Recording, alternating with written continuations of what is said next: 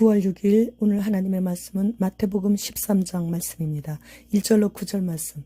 그날 예수께서 집에서 나가사 바닷가에 앉으심에 큰 무리가 그에게로 모여들거늘 예수께서 배에 올라가 앉으시고 온 무리는 해변에 서 있더니 예수께서 비유로 여러 가지를 그들에게 말씀하여 이르시되 씨를 뿌리는 자가 뿌리러 나갈새 뿌릴새 더러는 길가에 떨어짐에 새들이 와서 먹어버렸고 더러는 흙이 얕은 돌밭에 떨어짐에 흙이 깊지 아니하므로 곧 싹이 나오나 해가 돋은 후에 타서 뿌리가 없으므로 말랐고 더러는 가시떨기 위에 떨어짐에 가시가 자라서 기운을 막았고 더러는 좋은 땅에 떨어짐에 어떤 것은 100배 어떤 것은 60배 어떤 것은 30배의 결실을 하였느니라. 귀 있는 자는 들으라 하시니라. 본장은 비유장이라고도 부릅니다. 예수님께서는 영적으로 우매한 자들에게 하나님 나라의 진리를 이해하도록 돕고자 비유 설교를 자주 하셨습니다. 예수님께서 집에서 나오셔서 호숫가에 앉으셨는데 많은 무리들이 예수님께로 몰려오는 것을 보시고 배로 올라가셔서 앉으셨습니다. 많은 무리들 중에는 예수님을 배척하는 자들도 끼어 있었기에 그들의 방해를 피하시기 위함이셨죠. 예수님께서는 그들에게 여러 가지 일들을 비유로 말씀하셨는데 오늘 본문에서는 씨 뿌리는 비유입니다. 씨 뿌리는 사람은 예수님 본인을 가리킬 수 있습니다. 그리고 이후에는 그의 제자들과 그 복음을 들은 세계 만국에 흩어져 복음을 전파하는 전도자들이 바로 이 씨 뿌리는 사람들인 것입니다. 주님 다시 오시는 그날까지 씨 뿌리는 자들은 쉬지 않아야 되는 거예요. 그 씨가 길가에 뿌려지면 길가는 많은 사람들이 오가는 길이기에 단단하게 굳어져 흙 속에 심겨지지 못합니다. 사람들이 씨가 뿌려지는 것을 보고 듣고 알면서도 마음의 문을 굳게 닫고 복음을 받아들이지 않을 때에는 악한 자들과 마귀까지 짓밟고 다녀 더욱 단단해지기에 결코 흙 속까지 파고 들어가 싹을 내지 못하게 됩니다. 그리하여 그 씨가 길가에 떨어져 있기에 새가 와서 먹어버리게 되죠. 오늘 본문에서 새는 공중의 권세 잡은 자인 마귀를 상징한다고 볼 수 있습니다. 마귀는 삼킬 자를 찾아 두루 다니며 찾고 있죠. 새들도 높은 곳에서 날며 땅에 무엇인가 먹을 것이 보이면 방어할 틈도 주지 않고 내리꽂듯이 날아 내려와 부리로 쪼아 먹어버립니다. 새가 보지 못하도록 씨앗이 땅에 뿌려지는 즉시 흙 속으로 파묻혀야 싹을 틔울 수가 있게 되는 거예요. 무슨 일이든 마귀가 틈을 타지 못하도록 항상 근신해야 한다는 교훈의 말씀이시죠. 따라서 이런 단단한 묵은 땅은 말씀의 쟁기로 갈고 회개의 눈물로 적셔서 옥토로 만들어야만 하는데 그것은 그 영혼을 불쌍히 여기는 자들의 눈물과 금식과 기도와 섬김 외에 다른 길이 없어요. 하나님께서는 온 인류가 다 구원에 이르기를 원하셔서 예수 그리스도까지 이 땅에 보내시고 십자가에서 피 흘려 죽게 하셨습니다.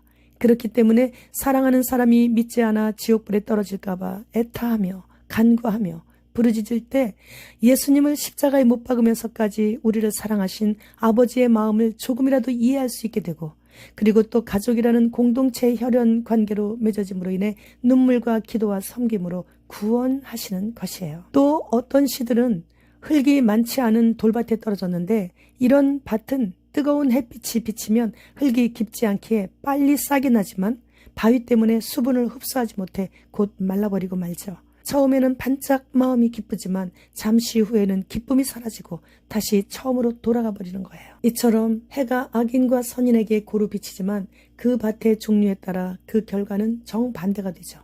주님께서는 오늘도 열심히 씨를 뿌리시고 계시고 제자들까지 다 동원하셔서 다시 오시는 그날까지 부지런히 씨를 뿌리시고 계십니다. 그 씨가 내 마음밭에서 싹을 틔우고 있는지 아니면 냉랭하여 씨를 거부하고 있는지 또는 씨가 심겨졌을 때 기쁨으로 받았지만 세상 여러 가지 걱정과 염려로 제대로 뿌리를 내리지 못하고 말라 죽어가고 있는지 오늘도 말씀에 비추어 점검해 봐야 되는 것입니다. 씨 뿌리시는 분이 모든 것을 창조하신 분이시기에 햇빛과 바람과 땅속의 여러 가지 미생물들과 영양소들을 모든 씨앗이 잘 자랄 수 있도록 기본적으로 모두 다 공급해 주시고 계시기에 씨가 뿌려진 밭이 최대 100배에서 60배, 최소 30배의 열매를 맺을 수 있게 되는 것이죠.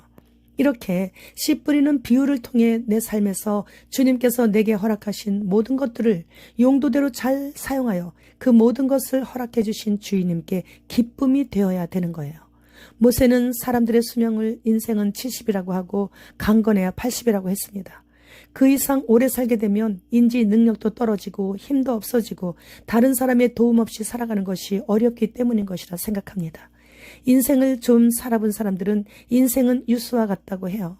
즉 물처럼 흐르는 세월은 다가가지 않아도 스쳐 지나가고 등을 떠밀지 않아도 성큼성큼 지나간다는 말이 있듯이 인생이 그렇게 빠르게 지나간다는 것이죠. 그런데 현대를 살아가고 있는 우리에게는 그 짧은 인생도 끝까지 다 살지 못하고 살아서 순식간에 들림받을 수 있는 그날을 오늘 내일쯤으로 생각하며 기다리고 있지 않습니까? 그러니 인류 역사 이래 가장 짧은 시간을 살다가는 이 시대에 태어난 그리스도인들은 시간을 금같이 귀하게 여기며 최소 30배의 열매는 맺어야 주님 만날 그 시간을 벅찬 마음으로 기쁨으로 손꼽아 기다릴 수 있게 되는 것입니다. 귀 있는 자는 들으라. 이 말씀은 그러한 주님의 마음을 이해하고 그분의 뜻이라면 무조건 순종하려는 자세를 가지라는 말씀이에요. 할례 받지 못한 귀는 주님의 말씀을 즐겨 듣지 않습니다. 그래서 길가에 뿌려진 씨가 되어 새에게 먹히게 되고 돌짝밭이나 가시덤불에 뿌려져 뿌리를 깊이 내리지 못하고 열매까지 맺을 수 있는 끝까지 갈 수 없는 거예요. 결국 주님과 영원히 구별된 곳으로 갈라지게 되는 거예요. 유럽에는 스마트폰에 음식 속 곤충 탐지용 스캐너를 가지고 일일이 마트에 가서 체크하면서 가공식품들, 즉 과자라든지 요구르트, 초콜릿과 같은 다양한 간식에 곤충이 함유되어 있는 것이 뜨면 다시 내려놓고 이러면서 구입하는 영상을 봤어요. 이제는 다진 고기 등 무엇이 섞여 있는지 육안으로 구별할 수 없는 식품은 구입하지 못하는 시대에 살고 있는 것입니다. 한 번도 경험해보지 못한 일들을 강제적으로 경험하면서 인류 역사의 마지막은 주님 다시 오심으로 막을 내리게 되는 것이에요. 흰신 주사를 맞기를 두려워하는 어린이들을 위해서 코 속으로 분무하는 스프레이 흰신이 개발되었다고 합니다. 일본은 손가락 정맥 인식으로 하는 결제 수단을 도입할 예정이라고 합니다. 주님 오십니다. 주님 어서 오시옵소서. 마라나타.